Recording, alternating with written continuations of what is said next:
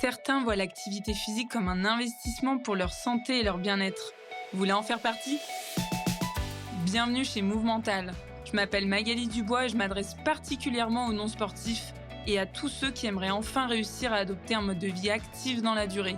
C'est en vous partageant des connaissances, des expériences et des points de vue différents que j'ai l'intention de vous aider à bâtir l'état d'esprit et la motivation nécessaires pour le faire. Alors j'espère que ça vous aidera et que vous aurez envie d'en parler autour de vous.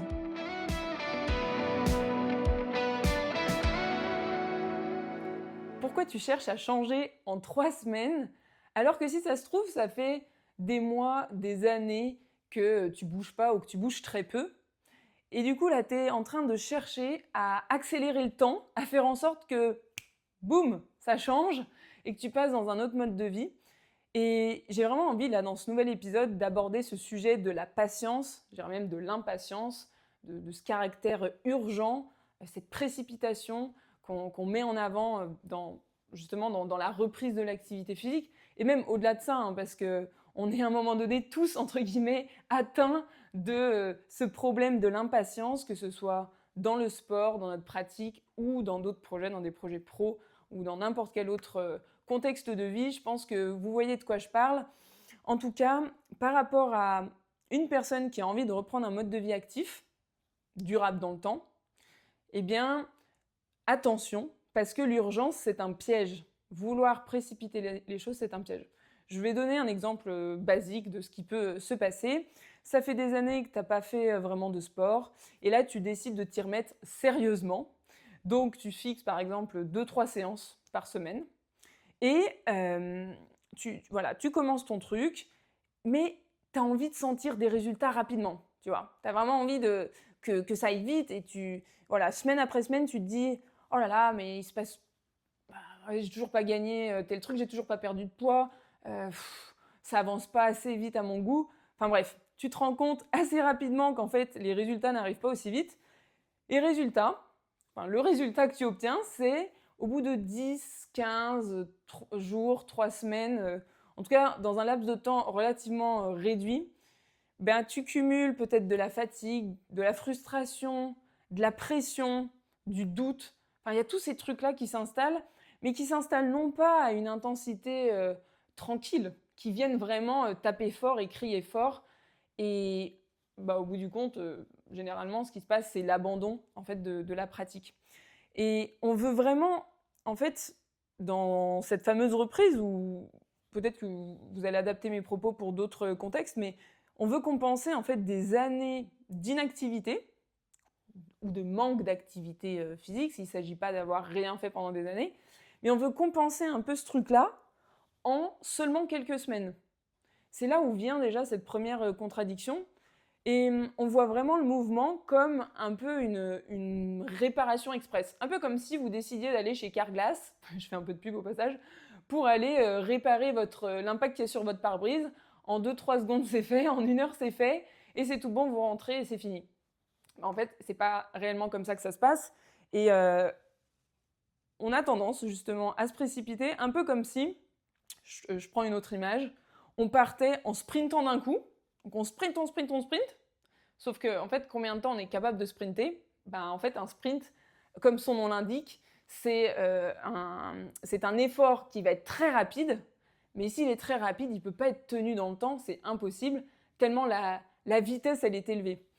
Et moi, j'ai envie de vous positionner petit à petit à travers notamment cet épisode et surtout à travers votre, on va dire, l'état d'esprit que vous allez adopter par rapport à votre prise, dans un état d'esprit plutôt du style marathonien. Celui qui cherche à faire les choses dans la durée, qui cherche à tenir une certaine cadence le plus longtemps possible, sans du coup se griller trop vite. Parce qu'à partir à balle, d'un coup comme ça, en fait, au bout d'un moment, on tient plus tellement c'est trop, cette intensité-là dont je parlais, cette pression, etc., qu'on se met, est trop élevée. Et du coup, on n'arrive pas à tenir le choc. Donc, dans un premier temps, première idée, c'est l'urgence, c'est un gros piège. Et les conséquences que, justement, ça peut avoir de vouloir aller trop vite, il y en a plusieurs. Il y a déjà des conséquences sur le plan physique, parce que on part trop vite, trop fort, donc on se crame. Parfois, ça peut se traduire par finalement, j'ai pas pris le temps de récupérer. Et comme quand on est peu entraîné à l'effort, eh bien, il faut savoir que le corps met plus de temps à récupérer. Par exemple, des athlètes qui sont entraînés depuis longtemps, bah, leur corps il va récupérer beaucoup plus vite parce qu'il est habitué à ces efforts-là et il a cette capacité à s'adapter plus facilement. Quand on reprend, on n'a pas encore ça, on n'a pas encore cette arme-là avec nous, donc notre corps, on a besoin de lui laisser aussi un peu de temps. Donc si on part à fond, qu'on en fait trop d'un coup, ça peut être soit trop de séances trop longues, trop intensives, etc. Bah, en fait, le corps, il ne tient pas. Donc, on peut se blesser, on peut avoir tellement de courbatures, des courbatures tellement horribles, et être toujours dans un circuit de courbatures non-stop qu'au final, ben, en fait, on subit plus que tout. Alors, je ne dis pas qu'il ne faut pas avoir des courbatures, parce que la courbature, c'est l'adaptation du muscle, et on est obligé de passer par ça pour justement gagner aussi en force, en masse musculaire. Donc la courbature, c'est vraiment le truc qui va permettre de adapter le muscle, qui va se construire différemment en créant plus de fibres, sans rentrer dans les détails. Mais c'est normal en gros d'avoir des courbatures. Mais là où c'est trop, c'est si vous avez des courbatures monstrueuses et surtout que vous en avez tout le temps non-stop, alors que déjà de base, vous êtes peut-être réticent par rapport à l'activité physique, peut-être que vous n'avez pas une grande appétence, qu'en plus de ça, vous avez du mal à, on va dire, embrasser l'effort. Donc ça peut vite être compliqué, on va dire physiquement. Ça peut mener du coup à une forme de découragement. Et puis aussi, si on part trop fort, on peut cumuler de la fatigue, alors que normalement, ce qu'on veut avec l'activité physique, c'est créer de l'énergie. C'est retrouver une sorte de dynamique dans son corps, dans sa tête, vraiment dans sa vie, je dirais même plus largement.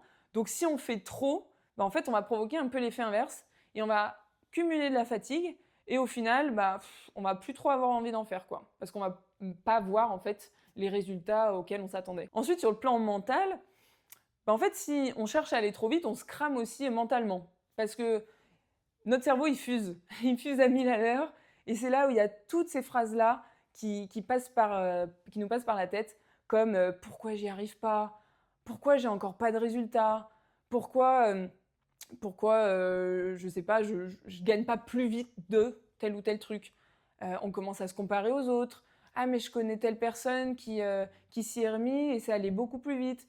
Ou bah voilà, on est dans un cours avec d'autres participants, on a l'impression d'être à l'ouest, enfin, on commence à focaliser plus sur les autres que sur nous-mêmes.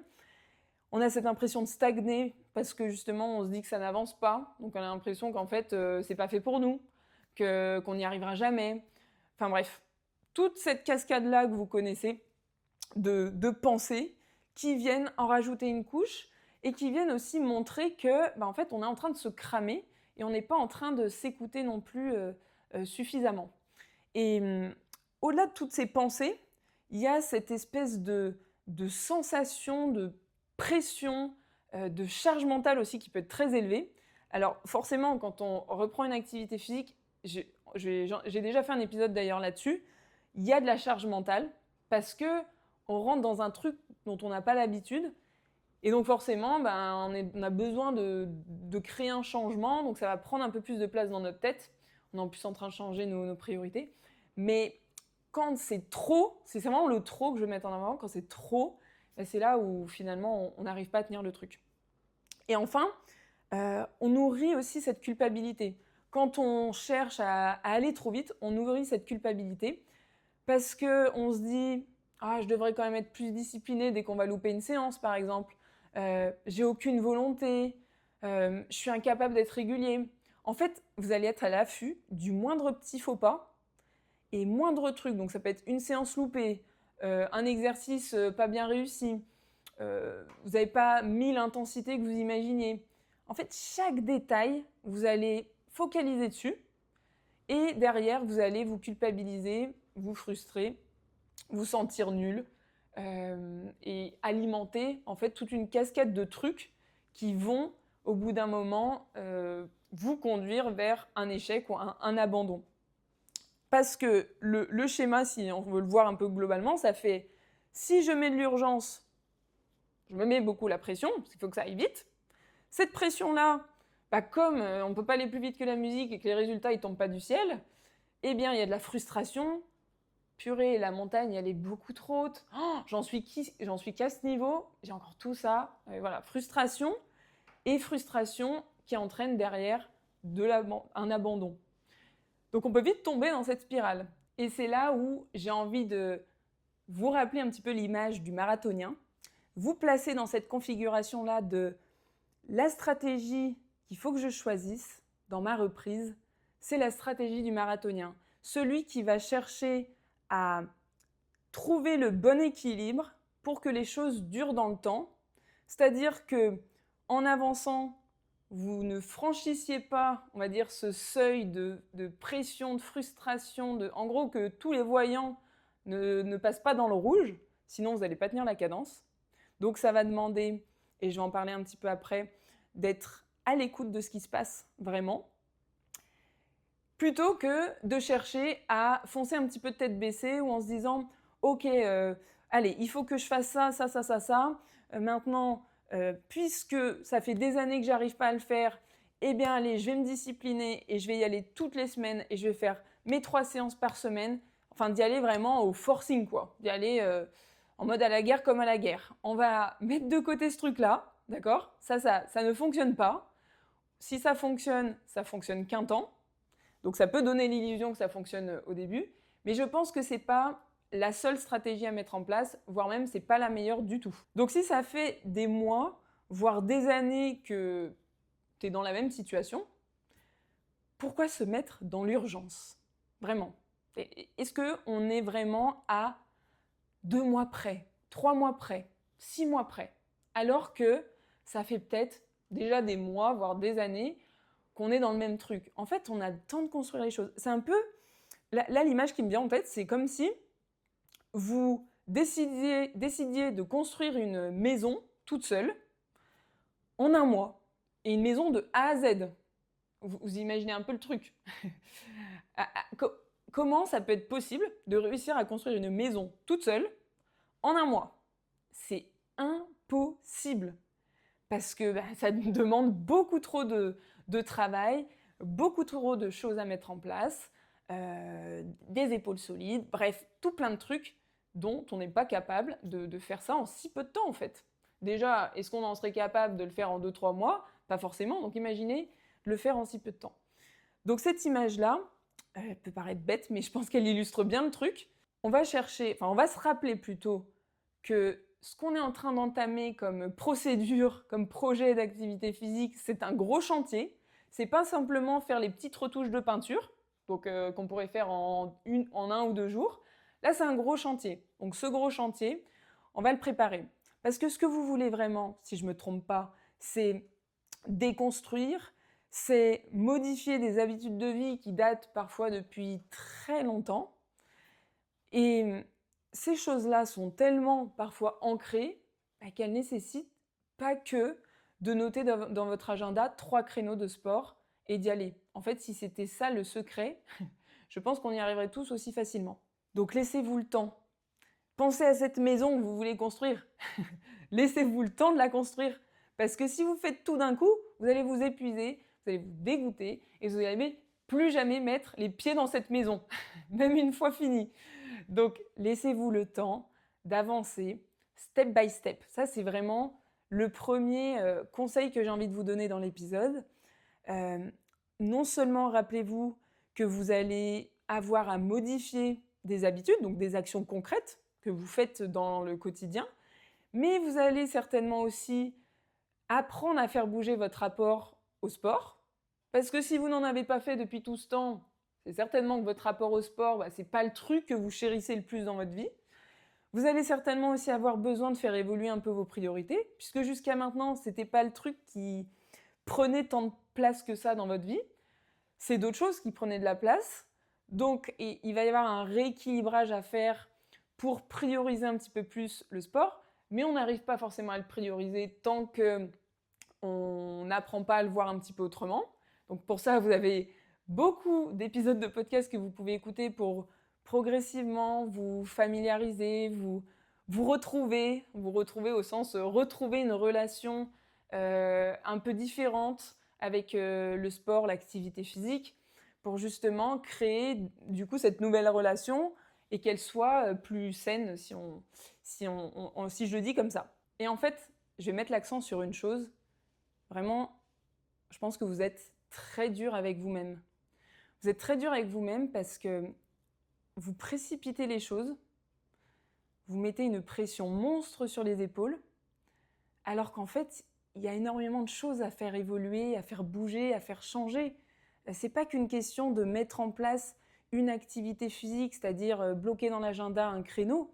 Non, c'est tout ce que vous avez construit autour de l'activité physique depuis votre plus tendre enfance que vous allez faire bouger progressivement. Et ça, c'est le travail qui se situe en dessous de l'iceberg, c'est la face immergée de l'iceberg, c'est ce qu'on ne voit pas. Et pourtant, c'est ça qui est le plus compliqué à faire bouger.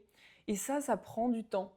Donc, j'ai vraiment envie que vous soyez un petit peu plus cool avec vous appreniez à être un petit peu plus cool avec vous. Si vous êtes plus cool avec vous, ça ne veut pas dire que vous allez être olé olé et ne rien faire. C'est pas le cas. C'est pas l'image que je veux vous transmettre à travers ça. Mais je sais que c'est ça qui peut nous faire peur. Dans notre tête, ça peut être un peu, si je suis disciplinée et que je respecte mes engagements semaine après semaine, alors j'aurai réussi à atteindre ce que je veux. Sauf que là, dans votre vie, vous n'êtes pas l'armée, votre vie n'est pas l'armée, et ça manque un peu de fun et de flexibilité, de souplesse, à mon sens, pour que ça puisse tenir dans le temps. C'est ça, en fait. Tout ce travail qui est immergé, là, la phase immergée de l'iceberg, c'est quelque chose qu'on sous-estime. Ça passe bien évidemment par le mental, par ce qui se passe dans notre tête et tout ce qu'on a construit depuis longtemps. Mais c'est ces choses-là, en fait, sur lesquelles vous allez avoir beaucoup de boulot et que vous allez avoir à faire évoluer. Donc, soyez sympa avec vous, laissez-vous le temps encore une fois. Et c'est vraiment, ce que j'aimerais pour vous, c'est que vous avanciez step by step. Vraiment un pas après l'autre. Commencez par une petite action qui vous coûte presque rien en termes d'effort. En tout cas, qui vous coûte pas trop en matière d'effort. Sinon, ce qui va se passer, c'est que tous les voyants dont je parlais tout à l'heure vont être au rouge parce que ça va faire trop de pression, trop de frustration, trop de culpabilité. Tous ces trucs-là, ils vont être décuplés parce que vous aurez mis la barre trop haute dans un premier temps face à un mode de vie habituel dans lequel il n'y avait pas la place pour ça. Donc là, ça vous demande, et je ne vais pas faire le tour de tout, mais ça demande quand même de faire bouger un petit peu les priorités, faire plus de place à l'activité physique, donc l'accueillir différemment dans votre vie, c'est pas simple, et lui laisser un petit peu plus de place en fait.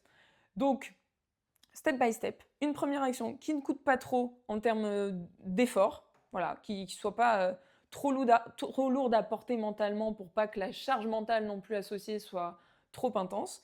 Puis après, vous allez faire une deuxième petite action, puis une troisième petite action, et ainsi de suite. Et vous allez aussi pouvoir observer chacune des choses que vous mettez en place. Vous pouvez cocher, notez-les si vous voulez, mais à chaque fois, si c'est pas coché sur une feuille de papier, c'est au moins coché dans votre tête. Ok, j'ai fait ça de plus qu'hier. Ou ok, j'ai fait une action. C'est pas forcément plus qu'hier, mais c'est une nouvelle action en faveur de mon objectif d'activité physique. Et puis parallèlement à ça, commencez à écouter votre état. C'est-à-dire commencez à écouter votre niveau d'énergie, votre vibe du moment, votre mood, dans quelle énergie vous êtes aujourd'hui, comment vous vous sentez, etc. Si vous avez des douleurs, ok, qu'est-ce que c'est comme douleur? Est-ce que c'est par exemple, vous sentez tout tendu, tout contracté, donc besoin d'aller relâcher un petit peu les muscles, de les détendre, peut-être de les étirer? Est-ce que c'est que vous avez les jambes un peu lourdes, les jambes engourdies, parce que vous êtes resté longtemps assis et que votre corps vous dit qu'il a peut-être besoin de bouger et de marcher un peu? En fait, commencez à prêter attention aussi à ce qui se passe dans votre corps, parce que progressivement, vous allez renouer un peu plus avec votre corps, puisque si ça fait longtemps que vous n'avez pas mis du mouvement physiquement, bien vous êtes peut-être un peu éloigné aussi de ces sensations corporelles qui sont importantes et qui permettent aussi progressivement de réajuster, d'adapter ce qu'on va proposer à notre corps. Ça ne veut pas dire non plus jamais forcer, jamais se forcer plutôt. Mais pour moi, le problème, c'est vraiment de se forcer en permanence, d'être toujours en mode bourrinage, de ne pas écouter ce qui se passe dans son corps particulièrement, ou même dans sa tête, et d'y aller coûte que coûte parce qu'on a décidé qu'il fallait faire 3 fois par semaine de telle ou telle activité. C'est là où ça devient un problème, c'est quand vraiment on tombe dans une extrême, en fait. Si tu as loupé ta séance, bah, c'est OK déjà. La partie, elle n'est pas terminée, en fait. Reviens dans la partie progressivement. Tu as loupé une séance, ça arrive, et tu verras que ce n'est pas la dernière que tu vas louper. C'est pas parce que tu as loupé une séance que ça signifie que tu as abandonné. Non, peut-être que ce jour-là, pour telle ou telle raison, une obligation, un truc au boulot, t'as pas osé dire non à quelque chose. Enfin bref, il s'est passé certainement des choses sur lesquelles peut-être que tu vas mettre un peu d'attention et aussi travailler dessus par la suite. Mais en tout cas, voilà, cette séance, elle a été loupée. Maintenant, ça ne veut pas dire que tout est terminé, que tu n'en es pas capable et que tu ne peux pas revenir dans la partie. Moi, je t'invite à revenir progressivement, justement, dans la partie de l'activité physique. Tu n'es pas en train de construire un projet pour 2 mois, là. Tu vois, d'ailleurs, mon image de construire la maison, ça prend pas toute une vie à construire, en principe. Donc, on est sur un truc encore plus dur que de construire une maison. Construire un mode de vie actif, c'est quelque chose que je vous souhaite pour toute votre vie. Et gardez en tête, donc, que vous êtes en train de construire une nouvelle relation avec l'activité physique pour le plus longtemps possible, je l'espère, pour vous. Et donc, une dernière fois, vous mettez énormément de pression sur les épaules. C'est difficile ce que vous vous demandez. Et je pense que ça nécessite d'être par moments un petit peu plus tolérant avec vous-même, un petit peu plus cool. C'est pas parce que vous l'êtes que vous n'êtes pas en train de mettre de l'importance ou d'accorder de l'importance à votre projet d'activité physique. Ça signifie pas ça, d'être un peu plus chill, un peu plus relax par rapport à ça. C'est juste de trouver, en fait, progressivement, le bon tempo, le bon équilibre pour pas se finir cramé, en fait. Pour pas partir sur un marathon en sprintant, tout simplement. Donc, j'espère que l'épisode vous aura aidé un petit peu à vous rappeler que ça fait peut-être des mois, des années que vous ne faites pas d'activité physique ou peu. Et là, vous demandez à vous-même de basculer dans quelque chose de complètement différent de ce que vous aviez l'habitude de faire, mais en plus de ça, de le faire vite, d'obtenir des résultats vite. Si c'était si simple, je pense qu'on y arriverait tous facilement. Or, ce n'est pas forcément le cas. Donc, allez, pas d'urgence, on avance progressivement, on la construit cette maison petit à petit. À chaque fois qu'on pose une brique, on voit la construction un petit peu différemment, mais rappelez-vous que la maison ne ressemblera pas à une maison au bout de 5 briques et qu'il en faudra beaucoup plus. Donc continuez de mener des actions en faveur de votre activité physique. Gardez en tête, et c'est un truc que je répète tout le temps, vous allez en avoir marre de m'entendre dire ça, mais que l'activité physique, c'est un jeu qui dure toute la vie et que le but du jeu, c'est de continuer d'être dans la partie, de se remettre dans la partie régulièrement. Quand on joue au Monopoly, parfois on tombe sur la case prison et on reste coincé pendant un tour. Dans l'activité physique, c'est pareil. Donc voyez l'activité physique un petit peu plus comme un jeu, avec toutes ses facettes, toute cette richesse, ces ondulations, etc. Et apprenez progressivement à muscler votre patience. Ça vous servira absolument dans tout. Et par moment, c'est bien d'être un petit peu impatient, parce que ça nous aide aussi. Mais encore une fois, c'est quand on passe dans une impatience qui est trop forte, où là, on obtient le contraire de ce qu'on voudrait. Donc, musclez un petit peu votre patience. Progressivement, vous allez voir, vous allez obtenir les résultats que vous voulez. Mais en tout cas, plus d'urgence à partir de maintenant. Je vous souhaite une très belle fin de journée. On se retrouve bientôt pour un prochain épisode. Ciao!